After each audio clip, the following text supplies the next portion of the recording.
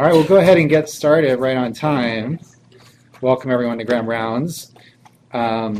So today we are very pleased to have Natalia Murinova here, one of our distinguished faculty presenting for Graham Rounds today. Natalia, we were in residency together, but before that, Natalia hails from Slovakia. And did her medical degree there at Comenius University. Komenského univerzita. That's what I meant to say. And then went on to Henry Ford Hospital in Michigan to do her medicine internship, residency, and then she was a practicing primary care doctor, right? So I was actually a hospitalist, ER physician, and so on, etc. For about 5 years before she came to neurology here, and I remember that very distinctly about Natalia as a resident. She knew way more medicine than I do coming in, so it was pretty impressive. And maybe so, yeah. Hopefully. Natalia then went on to do her fellowship in headache here with Sylvia Lucas. Who's here? Yay. Yes.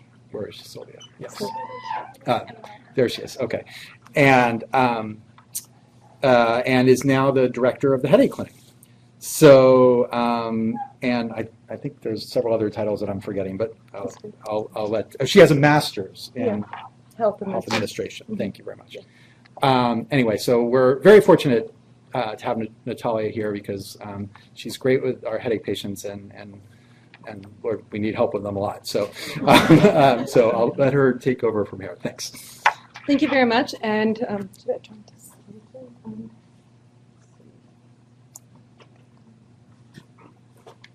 you guys hear me okay? So I want to introduce also Melissa. So we're going to kind of talk together, and in and out, and we'll repeat your questions. But Melissa is one of our nurse practitioners in the clinic, and we couldn't be here if it was not without her help. She was really instrumental into pushing me into starting research. She said, Natalia, you have to do research, right? And then we started together, and this project was done by us without any external help or any external financial help, right? On our free time, and we continue doing the best we can and continue expanding. So some parts are going to be by me, some by Melissa, but we're getting other people, like Flavia is here in the audience who's helping us out, and we're getting other faculty involved as well. Dr. Ransom also wanted me to talk a little bit about the red cap, so all you guys as residents can start using it. And the excellent news is from May on, red cap is going to be able to pull anything from Epic. Yay, right? So we're going to keep our fingers crossed so we won't have to retype all the information as we have been doing. So we'll start. So this is just the intro slide. I think most of you guys know that headaches are extremely common, and one argue that probably 90% of the population do have headaches. We do know that the headache that we see most commonly are migraines, and if you were to talk to any migraine expert, he would tell you that most of everything is chronic migraine. It's not true. That's our skewed view because those are the patients we're seeing in the clinic. We do know that chronic daily headaches are starting to affect larger and larger proportion of not only American population but worldwide, and it's starting to be a really significant health problem. So if you said, Natalia, how are chronic daily headaches defined? And this is loose definition. It's just by days per month. You say it's arbitrary because someone having one debilitating headache where they lose vision once a month can be as debilitated as someone having 15 headache days per month. But this is arbitrary. We didn't make those rules or decisions. And where we started being really interested, this is not, interestingly, a new article, but Marcelo Begal, together with Richard Lipton, worked into looking, well, what are the modifiable things? Is there something you can change? Or what are the risks that push people from having occasional headaches or no headaches into chronic headaches? And this was actually highlighted last year at the AEN, so it takes about 10 years by the time you publish something and people become aware of its significance and importance, and it takes another probably 10 years for the new generation of physicians to be kind of more aware of the publication. And so he looked into and said, well, there are many kind of risk factors they looked at, and he said some of them probably we can change, such as gender. We could argue about that these days, and age. People are looking into anti-aging, and race, education. I would again argue that maybe it is modifiable. However, they really honed into looking into migraine attacks, obesity, acute medication use, caffeine use, stressful life events, depression, and sleep. And so so kind of the main factors that we're going to be talking about are some of these factors. And so I'm going to let Melissa speak.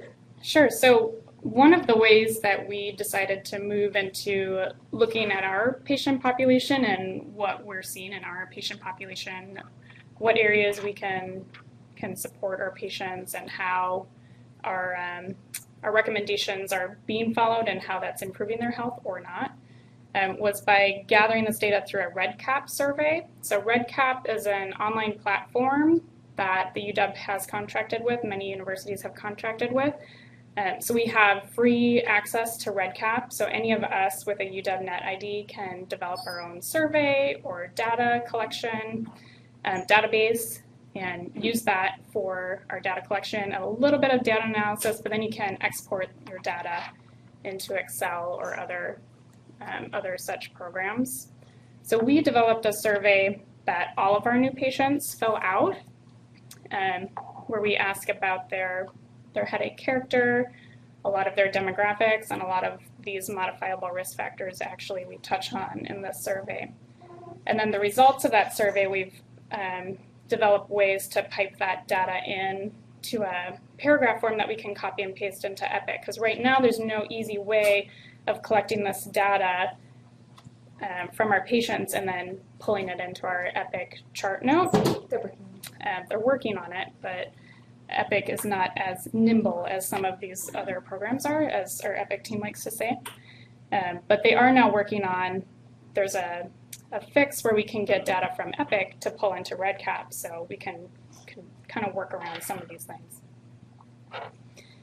So if anyone's interested in developing their own REDCap survey or using this in their clinics to try to streamline some of their workloads, so we actually have patients fill their survey out before they come in to see us, so we have all this rich data before we even see them, and then can just clarify that data when we have them in clinic. So ITHS is who puts on a lot of the classes for REDCap, which is a UW program, so there's a lot of free classes where you can learn how to use REDCap.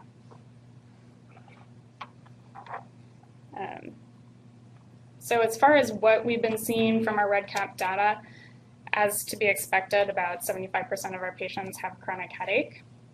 And so far we have over 2,000 patients who have filled the report so far. And majority of our patient population is female. We're collecting data about education and so on, etc. But majority of the people are chronic headache, as would be expected probably for tertiary headache clinic. We then went specifically and looked into the diagnoses, and this is where you can see this is what we're seeing at the headache clinic. EV again, so chronic migraine, that's at the bottom. Medication overuse, headache, episodic migraine, chronic daily headache that are not migraine, and then post-traumatic headache, a separate category. And so we specifically, if you look, when we then went into our diagnosis, we found that chronic migraine is by far the most common diagnosis. This does not reflect prevalence in the community, and it's related to us being a tertiary and secondary, and our 6-month wait list. So one of the big factors we're interested in and seeing from these data in the REDCap surveys is that medication use can be a huge modifiable risk factor present to that transformation from episodic headache to the chronic headache. And so the basic concept of medication overuse headache is that in genetically susceptible individuals, and that's important, in genetically susceptible individuals, the brain is much more sensitized by these medications, and taking acute medications can actually lead to more headache because the brain, an already sensitive brain, is then further sensitized, and every little trigger can cause headache. And so we, myself and another doctoral nurse practitioner student, actually, so I have a doctorate in nursing practice, and I've worked with some students over the years. One of the students and I developed a survey to assess primary care providers in the UW clinic system to see where are the knowledge gaps, what do the folks out there know about some of these modifiable risk factors, about headache in general, and just where are we at right now, because we're thinking about developing some educational modules and programs for primary care, because we're really hearing from primary care that they want to know more about headache. So what we found in this survey of just the UW primary care providers, about 51 folks filled out a survey. They're pretty well aware that NSAIDs and Tylenol and opioids can cause medication overuse headache. Not many folks knew that the barbiturates like Furoset, Furanol can cause medication overuse headache, which is really important for us to know, because the barbiturates are actually one of the biggest proponents for that medication overuse headache. It only takes about 5 days a month of Furoset or Furanol to kick someone into daily headache, depending on their genetics again. And another interesting thing, so when we ask them about, okay, let's say you've tried triptans, what would be the next option you would choose for headache? There were still a fair amount of people who would still consider opioids and barbiturates to be a next step for those patients. We consider it our opportunity. Yeah. Mm-hmm. So. Yeah. Now, so pain medications can cause rebound headaches, and again, it depends on which medication. It can be anything from Excedrin, Tylenol, ibuprofen. Again, as Melissa said, a genetic predisposition. Not everybody will probably get into rebound headaches, and many people can take triptans even 8 days a month or more and not get into rebound. Some people will. We don't know what is different about the people who do and who don't, but we know that if you're prone to migraines at early age, your brain is sensitive. And even if you take these medications for non-headache related issues, such as back pain, neck pain, you can develop worsening headaches. So that's what we're seeing in the clinic. Do you have a question? Yes. So, like endomethacin, Mm-hmm. prescribed it for Mm-hmm. take it daily. So is that you didn't hear about big causes? Yeah, so the question is, okay, so you're saying NSAIDs can cause medication overuse headache, and yet indomethacin is a treatment for headache often for certain particular types of headache especially. And it certainly could actually lead to medication overuse headache, especially if there's a migraine overlap in these other headache disorders. What we are seeing is the longer acting NSAIDs are less likely to cause the medication overuse. So Aleve is less likely than ibuprofen from what we're seeing to cause medication overuse. So, but that's something to think about, certainly.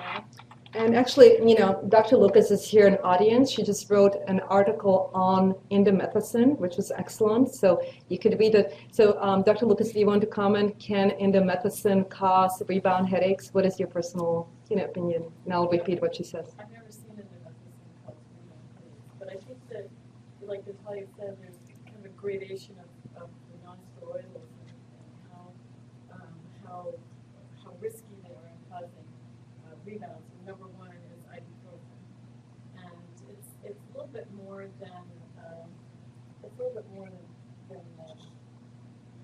half-life, because indomethacin has about an 8-hour. You take it 3 times a day, unless it's sustained release too.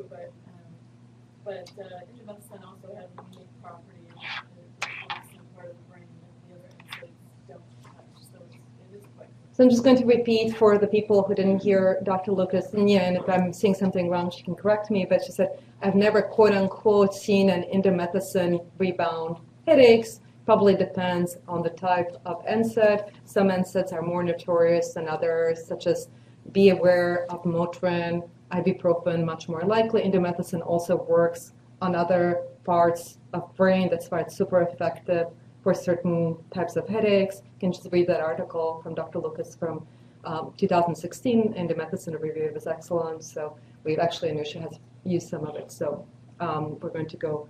Is that answering your question? Okay, so we're going to move to next, please. So, and again, you're going to ask, why does it cause it? How do the medications, and it's called rebound, and, there are many theories. We don't know for sure, but the current thinking is that it has to do with function of the brain. It's extremely difficult to study function of the brain, as you know, and with PET scans, they have attempted to look at this, and Dr. Firmel, who has worked really extensively in this area of neuroimaging and medication overuse, has basically said that there's significant areas of abnormal glucose metabolism in areas belonging to the pain networks. The good news is majority of the areas normalize if you discontinue medications within 3 weeks. However, of note, Dr. Firmel did his research in Europe where they do not have barbiturates and or opioids used by the headache patients. So we don't really know what happens. And of note, orbitofrontal cortex, that's the area that pushes you to make the decision whether to take medication or not, or gambling and so on, etc., the addictive behaviors, does not normalize in 3 weeks. So that, many people will say, and this is what we see clinically, they'll say, yes, I feel so much better, thank you, but I still see the commercial advertisement for something and I still want it. And, so there's some, no one talks about it as addiction, but if you're taking something for short-term gain with long-term negative consequences, by definition, that's the definition of addiction. So, but no one would, say that, right, or use that terminology. So, it's kind of, and we don't like the terminology medication overuse either. We tried to approach several members of the International and American Headache Society by trying to change the name to medication use headache, because many patients, and I don't know, Jen Wax is not here, she would like to do a project where she wants to, ask patients and say, do you find it pejorative and or not, that we're calling your headache medication overuse.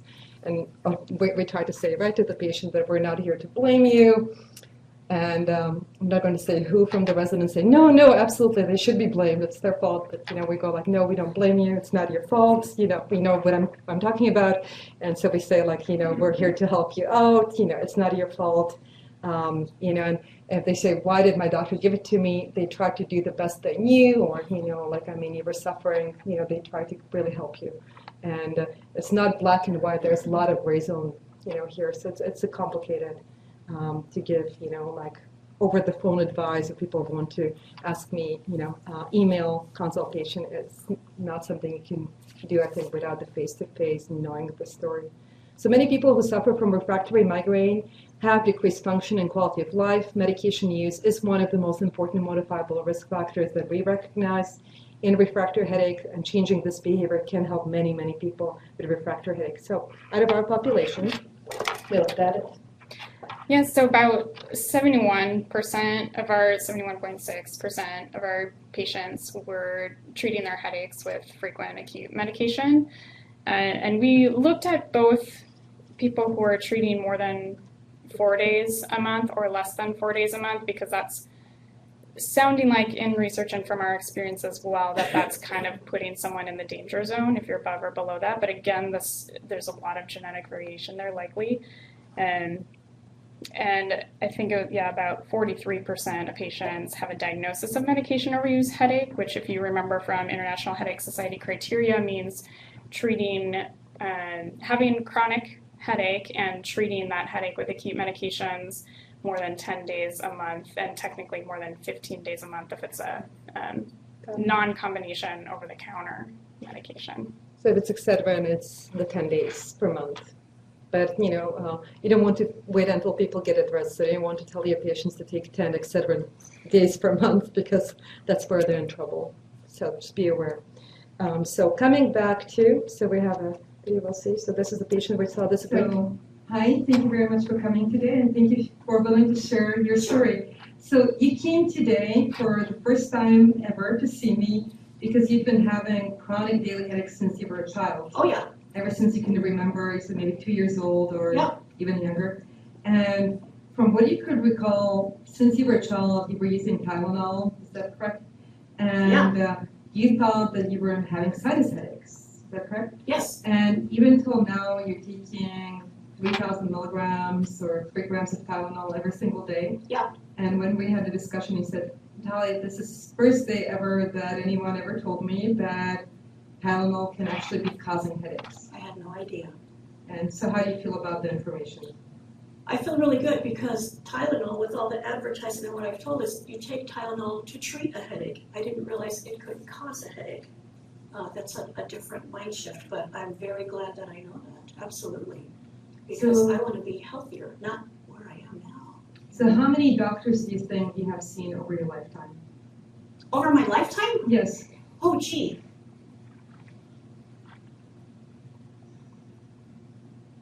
$200, maybe more?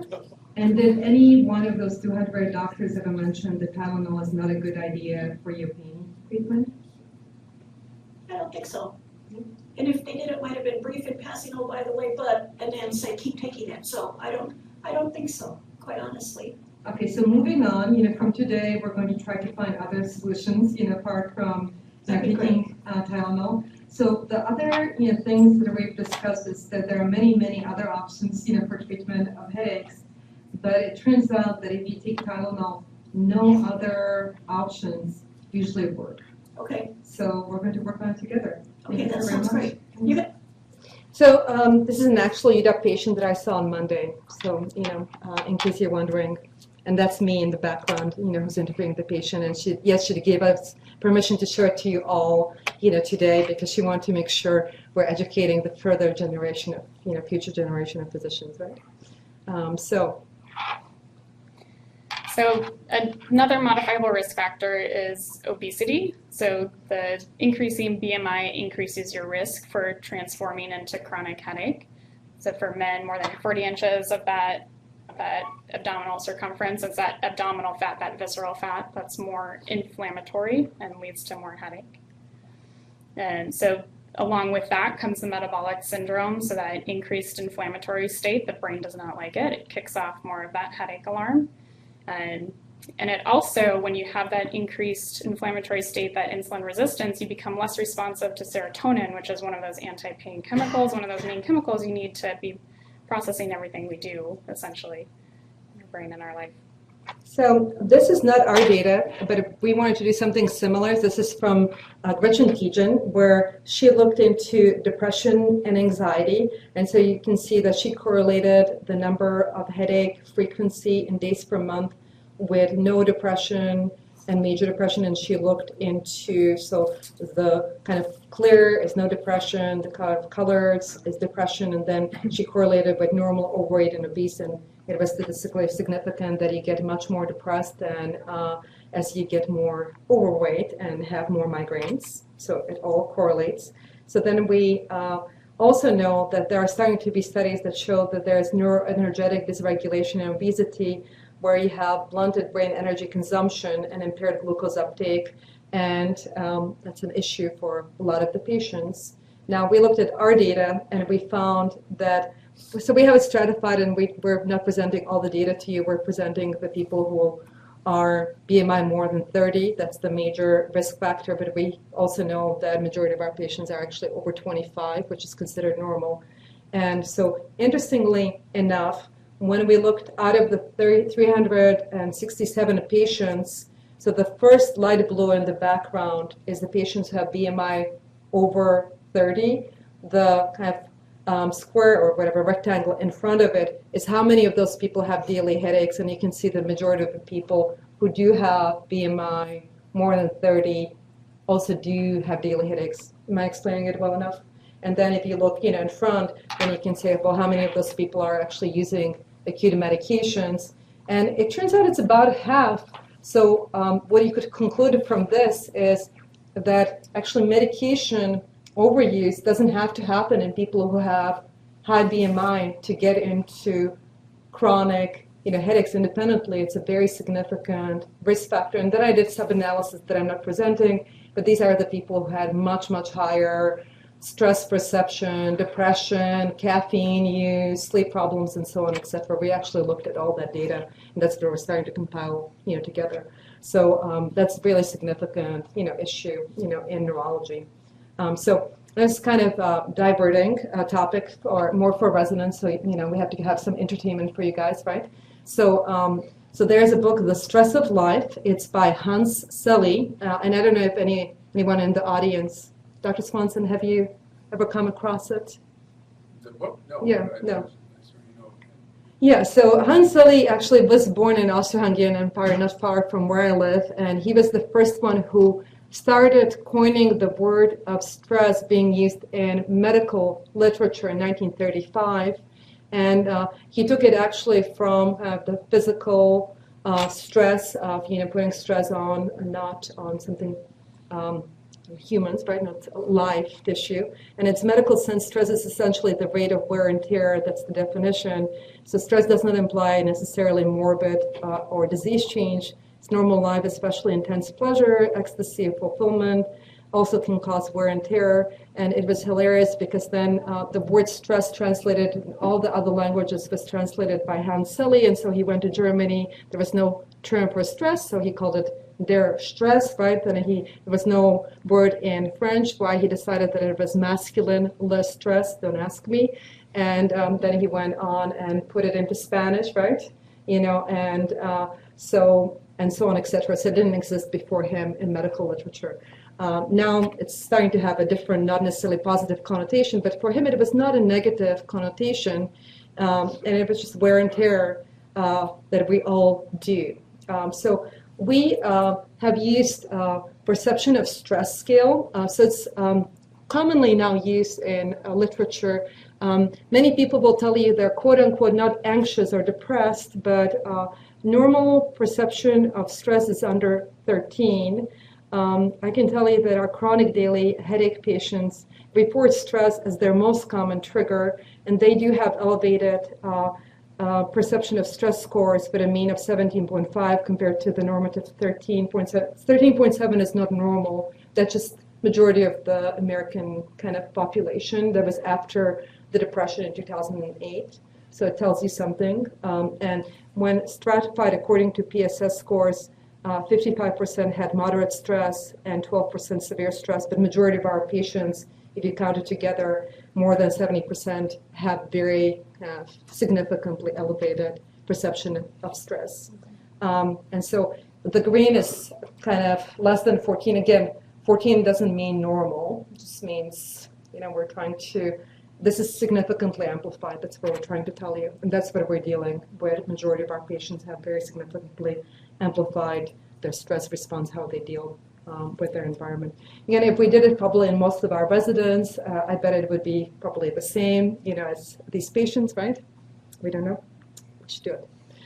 So now we also looked into anxiety and depression and found that patients had elevated scores on the PHQ-9 measurements with chronic daily headaches with a mean of 3.8. And we examined these patients with PHQ-9 score 5 or above, which was suggestive of diagnosis. That's when you refer someone to a psychiatrist. That it was 33.7% of the chronic headache patients. Now, so moving to a different topic. Moving to Flavia's topic, sleep. So sleep is another topic they're starting to have a lot of interest, and it was really kind of interesting to me because when I talked to Flavia Constance, who's here in the audience with us, so there's actually not tons and tons published, on this subject.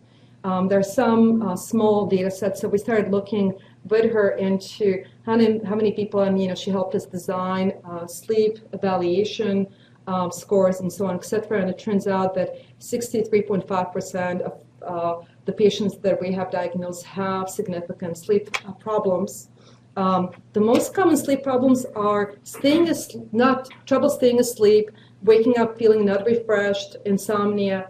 And when compared to the subpopulation of headache patients who did not report sleep problems, certain headache diagnoses are much more common. And I think you're getting the thread that it's going to be chronic migraine, medication overuse, headache, cervicogenic headache, which is interesting. We are also currently looking at caffeine, but I don't have the data to provide to you yet, but it's overrepresented in our population. We're also looking at physical activity. We're looking at nutrition. We have all of that data, as well. And we're more interested in starting to look into a matrix of the combination of the risk factors and the cumulative impact. How does that impact? And I think that's what we're going to be seeing. That's what our initial analysis are showing, that a lot of these factors are actually cumulative. So genetics, we have Dr. Bird here in the audience, and he can tell you that it's extremely complicated. And we're talking with him how to go about this, and I think that he's saying, well, it's kind of early because it's complicated because it's not one gene, and so we'll have to find multiple families. So if you guys have multiple families, have multiple people have headaches, let us know, because that's one approach that we were told that we could take. So kind of current concept that we talk to a lot of the patients, that brain has certain equilibrium. If it gets past that equilibrium, and for lack of better wording, we call it, energy drain. There is no way we can actually check, energy at this point in time. We know that people get into headaches. We do know that things like exercise significantly improve headaches. However, when Varkey looked at exercise versus relaxation versus topiramate therapy, 3 months later she found that all the groups improved about 30%. So if you hate exercising, yes, you can do relaxation instead, but you will improve about 30%. If you really want medications, then yes, you can take topiramate. But from this, we got the idea, okay, we are really more interested in multimodal therapy. So we took as an example, there has been published a study in coronary disease, but they have looked at people who have low genetic risk and then high genetic risk, and then they said, okay guys, why don't you try to do lifestyle changes, to try to lower your coronary risks. And so they looked into the low risk, and so when you have the low genetic risk and people who had favorable lifestyle meant that they followed at least 4 different things, and I'll talk to you about what they are. And then you look at the high risk, right? And some people might look at this slide and say, well, this is depressing, Natalia. Why should I even do anything? Because, the best I can do, I'm going to get to the low genetically risk patients who can do anything they want, right? And are misbehaving and have horrible lifestyle. And, but you can have your risk. That's another way to look at it. So then we don't have, genetics, here. So then we haven't decided what to look for proxy, but we have, so here, the evidence show that persons who adhere to a healthy lifestyle have markedly reduced rates of incident cardiovascular events and promotion of healthy lifestyle behavior, which includes, so they put each of these in separate category: not smoking, BMI under 30, regular physical exercise, there was the exercising once a week, a healthy diet, there was increasing vegetables and fruits, and decreasing carbs was another one. And they found that if you followed at least 3 of those, that's what they call the favorable lifestyle. So I'm going to go back to the slide. If you did just one, it didn't do anything for you. That was called the unfavorable, lifestyle. And intermediate was if you did at least 2. So lifestyle does matter. Not that you were shocked. So currently, there is no study to prove that multimodal therapy, at least not that I know of, meaning controlling multiple risk factors, work. But we have succeeded with many patients, and we have many videos of patients who are currently better or headache-free. So we recommend changing at least 4 things, and kind of how we go back to this. And I'm not saying this is correct. We say, okay, we know that you improve 30%, from exercise. We know that you improve 30% for relaxation. We know you can improve, whatever. This is, again, arbitrary, right? And we say, but, what if you exercise and do biofeedback and take preventive medications, right? Just see how much better you can do. And if you say, do we have evidence behind that? No, we don't, right? And we tell that to patients. So what do we currently recommend? So stopping acute medications if people are overusing medications and trying to get to 6 to 8 days per month, right? Without this, we feel that a lot of the people who come with chronic daily headaches are not succeeding. We're working on achieving a normal healthy weight. So again, getting the BMI under 30 is kind of the minimum we feel, but we feel that for the people, they really want to get to normal, depending again, on their risks. We want to recommend regular exercise. Again, what is current recommended minimum? So that's always right, the argument. We do have a nutrition shared visit that we've developed with Melissa, where she promotes how to improve the eating habits. And we have now biofeedback, if you're interested, self-hypnosis, and emotional freedom techniques available to all our patients at the University of Washington, along with a sleep hygiene and other classes. And so we tell people, don't forget your sleep and having fun. And so this is what we are interested in studying in the future, is how do all of these different factors interact, because that's what we know works in clinical practice. And we know that for majority, and that's a question, does the treatment work or not if you don't address the medication use? And that's, we believe probably not, but maybe it does.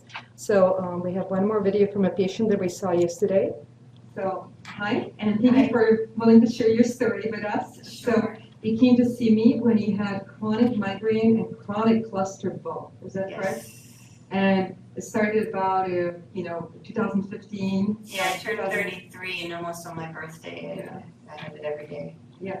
And then you came to see me and we started working with multiple different changes. Yeah. And he came to see me for follow-up and he said, Natalia, I haven't had cluster for a month. Yay. And have had only one migraine in the whole month. Yeah. So why don't you walk us through what are all the changes you have done? So first let's start with, the exercise. So what are you doing right now? So right now I wasn't exercising because I had headaches every day. And so I started first with nutrition. So I've been doing nutritional therapy and focusing on building serotonin.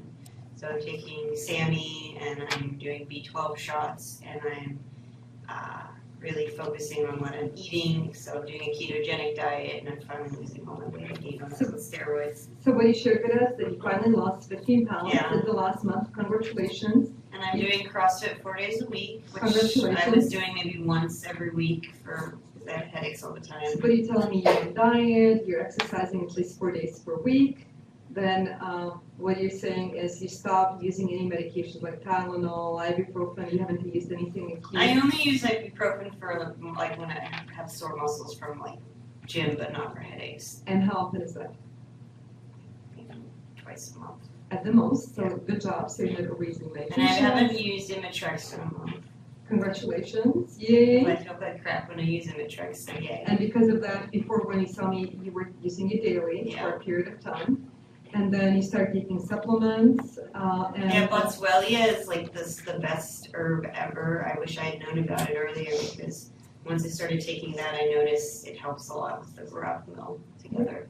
And then, you've also did a lot of other changes, and you said that occipital nerve block was able to break your headache. Yeah, I thought I had that in Pittsburgh, but I didn't. I had something else. So that was very helpful. So congratulations on all the changes, and yay, and continued excellent work. And yay. So to kind of end, so yes, you can help your patients. Again, we don't have specific people, ask like, Natalia, what specifically do people need to do? They need to change enough, how much, and I think that's the, question, right? So if you want to comment, Melissa, on, the changes that you think.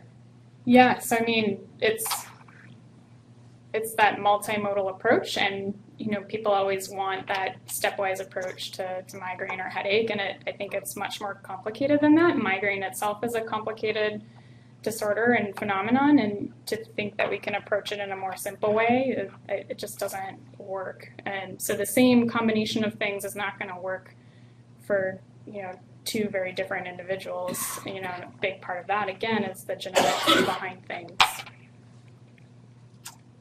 So, and then what we were thinking is that you could adopt our paradigm to many other chronic neurologic conditions, because we're certain that many neurologic conditions such as dementia, epilepsy, multiple sclerosis, likely share potentially modifiable risk factors, such as the anxiety, depression, sleep problems, metabolic syndromes, physical deconditioning that likely make them worse. So those some thought for future research, and this is our question slide. This is when it was snowing, here in Seattle. So, Which time? Yeah, which time? Second time. Okay, go ahead. My question is, for all those modalities, do you sit and have a one-on-one discussion with people about these? Do you have a handout that you have them read, a website, a book to read, a dot phrase? How do you usually get through all this in the time frame of a clinic visit? Yeah, that's a great question. That's one of the main Repeat reasons. the question. Oh, so the question is, okay, Dr. so you Krause. have, from Dr. Krause, we have all of these multimodal approaches that we recommend to patients. How do you go through all of these approaches with patients in the short amount of time we are given to speak with patients? And part of that is in the one-on-one, but we did develop a shared medical visit primarily for that reason, so that we could go through not only all of these approaches, but also the reason behind why these approaches work and why we're recommending them, because we find that if you don't understand why you're doing something, you're much less likely to do it. And so we use a combination. And then, of course, we have them follow up. So myself and the other nurse practitioner in the clinic do frequent follow-up one-on-one visits as well to address each of these approaches ongoing. And the idea behind all of this is that we would set them up in their first visit to go over the diagnosis, explain a little bit, get as far as we can get, and then have patients come back to that shared medical visit where we can spend more time talking about all these approaches, and then have them follow up with a nurse practitioner pretty soon to go over all of that again. So you're repeating that information over and over again.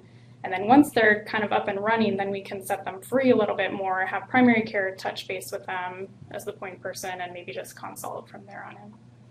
So, just add to this, question. So Jenna Cantor is here. Thank you very much, Jenna, for coming from Busy Clinic. And so currently we're working really, really closely, so we have currently 2 neurologists along with nurse practitioners. So to see new patients, we're mostly seeing them together, and then they're following up with the shared visit, and then following up mostly with the nurse practitioners. They pre-fill the questionnaire before they see us, which just then leaves more time, just to review it and then spend time to actually address their questions and, to get the buy-in. I mean, that's what you're doing. You're doing, buy-in, for the patients, Lynn is here today. So, if Lynn, you can comment, how did you think the shared visit went? Yeah, I thought before the visit started, we already had all of the information how it started and how we could just approach the patients. So I thought it was very efficient. So Lynn is commenting that, having all the information before you see the patient, pre-filled by patient electronically, so you can have it in the record that you can just review, gives you a lot of free time then, or more time to address their specific questions. So go ahead. So Dr. Williams? So one of the things that's essential to take this approach to modifiable risk factors is to assess the patient's readiness for change. Of course, there's a big literature on that. Are you looking at that as well in this group? So Dr. Williams is asking about question readiness to change. So we're there to try to be the switch towards pushing people towards the readiness of change. So I think that, there's a lot of literature that you have to be ready to change it or not. And I know I've talked to, multiple physical therapists that say, I won't see the patient until they're ready to change, that they can come and see me anytime.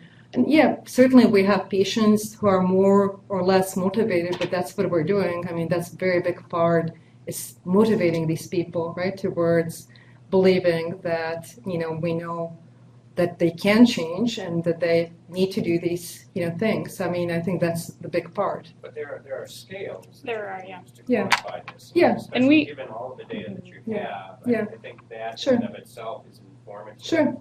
So we could, We have an item on our. We do have an item. That's what Melissa's reminding me. We do actually have an item. I didn't look at the sub-analysis, so we can let you know what it was. A friend of mine who's a researcher here told me that we're missing catastrophization on our scale, and that's what she really wanted us to do, because she was a strong believer that has very strong impact. I have to tell you though, the majority of the people who come to see us have seen many physicians before they come to see us.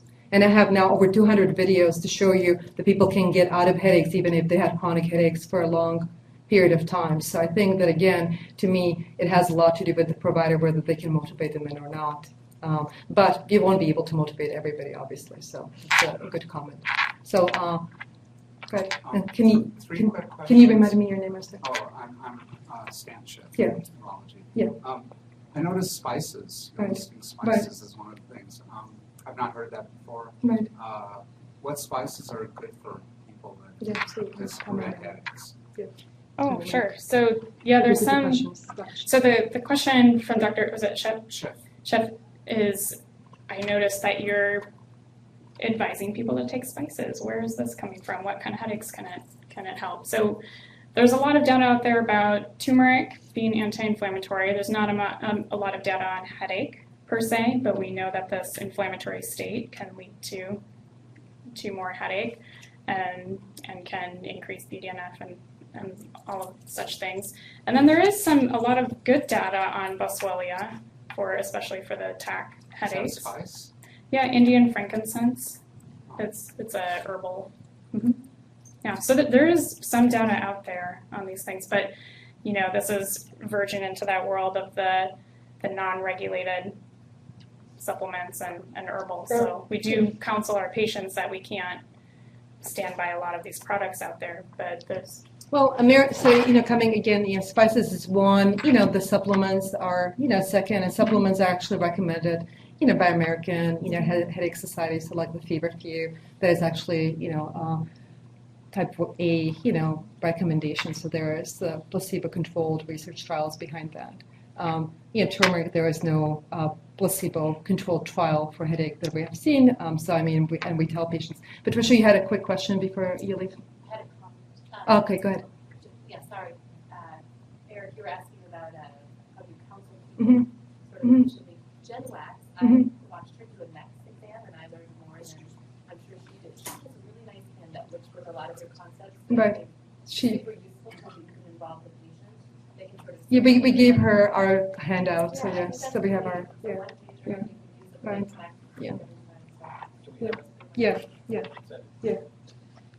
Okay. So the comment was, can you guys have our handout? Yes, we'll share. Okay, so you want to ask a question, Max? Yep. So Max Ma, okay? So what do you tell patients who have to take naproxen for their knee every day? Mm-hmm. So do you have any special tricks for that situation? Yeah, so the question is, let's say you have a patient who has to take naproxen for their knee every day, and I would always pose, do they have to take that naproxen for their knee every day? For one, that would be my first question. But there are certainly situations where you're not going to get very far in changing certain medication regimens, but there are so many supportive therapies out there to help with other types of pain and chronic pain. I don't know what types of injuries you might see, and there's that difference between the acute types of injuries and the chronic types of injuries as well. So they're depending on if it's an arthritic pain, you can look again at nutrition. Anti-inflammatory diet can make a huge impact on arthritis. I have several patients. My question isn't about treating the knee pain, it's if they have chronic daily headaches because of the naproxen. Yes. If you do these other changes, yes. can you sort of yes. outbalance the chronic daily headache from the medication overuse?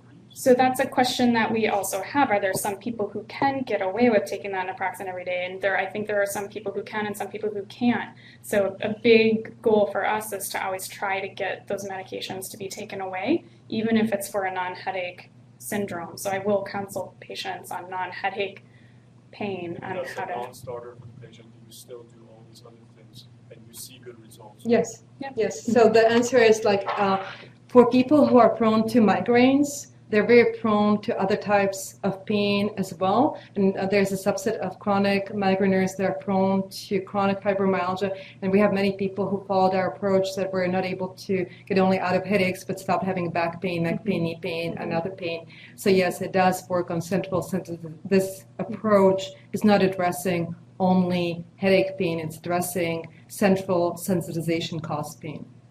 Okay, Dr. Bird? So what do you tell people about coffee? So what do I tell people about coffee? So I tell Dr. Bird, it depends on your genetics. That's what I tell them. And I tell them that currently there are people who are low metabolizers and high metabolizers, and some people can get away with multiple cups of coffee a day, and some people cannot.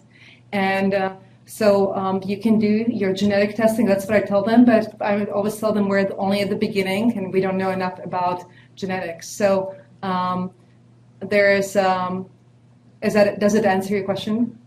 So if somebody's taking But 2 cups of coffee a day, that's not a big deal, is that right? So the question by Dr. Bird continues, and it goes, are 2 cups of coffee okay? Depends what time of the day are you taking your coffee. Is it impairing your sleep, right, Flavia? You know, maybe you should not be drinking it later than 11 a.m. Maybe for you, if you're a slow metabolizer like me, you shouldn't be drinking coffee now. You should be drinking it at 9 a.m. the latest, because it will take you 11 to 12 hours to clear or longer. And you can influence the clearance of coffee, apparently, with crucifers, vegetables, and other things as well. So it depends. So, you know, if you love coffee, I mean, Seattle is a coffee town, right? So many people, you know, you're not going to win the coffee.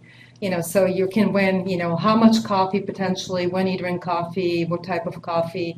And we have some people who decide and say, you know, if this could be a factor, what do you think? I said, well, you decide, you know, right? I mean, you think. And is caffeine withdrawal headache, is that a real entity? It is a real entity. So question is caffeine withdrawal a real entity? It is. So we recommend if you're drinking 8 cups of coffee a day, even if you're a hyper metabolizer and you're really prone to headaches, I can guarantee probably does contribute towards your headaches, then you should decrease by 1/3 of a cup of coffee every 3 days. That's the current recommendation. So just like you would taper any drugs, you taper coffee slow, and that could happen if you suddenly stop taking 10 pills of Excedrin a day and you go to no Excedrin. Excedrin has caffeine, so we have seen people get significantly, sometimes worse, until they get better the first week. So, but you know, if you said, are we in principle anti-coffee? The bigger question, and there is some literature, but not extensive literature, how does caffeine influence serotonin? And that's a bigger, you know, question. And there's some indication that chronic caffeine use, you know, at larger amounts could potentially, but I mean, it's, as you know, it's complicated research because then it depends on the individual serotonin receptors and so on, etc. Okay, Dr. Lucas has a question. Oh, comment. Comment and question. Yeah. Congratulations for getting epic to work for you. I like that recap.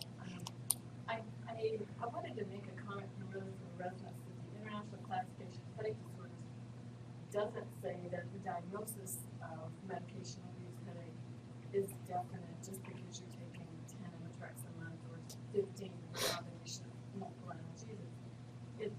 The diagnosis is possible medication-induced headache, and you can really only define it as that after you take them off and you've shown resolution.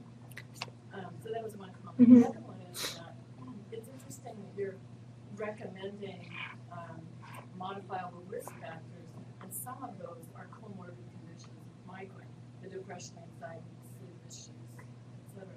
So it may be that you're going to have a lot more difficulty depending on how many of the comorbid conditions you have. So it'd be nice to use some cluster analysis to see if those patients are tougher than and then the last comment is that Richard Lipton published a paper as part of an extension of the American migraine study that if you actually look at individual instead of population headache diaries, if you have chronic daily headache, it's kind of a sinusoidal curve into and out of chronic daily headache. So just because someone goes from 20 days to 13 days, it's not a success. You really have to follow them over, 3 to 6 months. What Yeah. So Dr. Lucas had several, comments, and she was saying, technically, you shouldn't be diagnosing people with medication or with headache until they have discontinued the medications and headaches have improved. However, then, Dr. Dodig and other people, have commented that, do you really want to wait and or not, and so on, et cetera. So there's ongoing kind of discussion. But yes, technically, you're correct that we can give them only the diagnosis of probable medication overuse. So that's, a valid comment. And saying that some of the things that we're calling as modifiable, risk factors have to do with a lot of the comorbid conditions, and yes, they do. Not only that, if you look at, say, the girl that we had a video on, now her depression and anxiety are significantly improved, and all her other pain is significantly improved. So yes, a lot of the conditions cluster together. And people ask, is it chicken or egg? And to us, it's abnormal function of the whole brain that is affecting different areas in different ways. And again, whatever comments, and, you have to help us out, how to analyze it, we'll appreciate. Then Dr. Williams has a comment or a question. Sure. I look at a lot of your risk factors, and I would be sending a lot of patients to the sleep clinic to evaluate for OSA or central apnea. So how much of that are you finding? So we actually looked at it with Flavia, and we're continuing to send her a lot of our patients, and right, so do you want to come here and comment what you're seeing, from the patients, or I can just repeat what you're saying, there, you can come. It's very rare to get a patient that,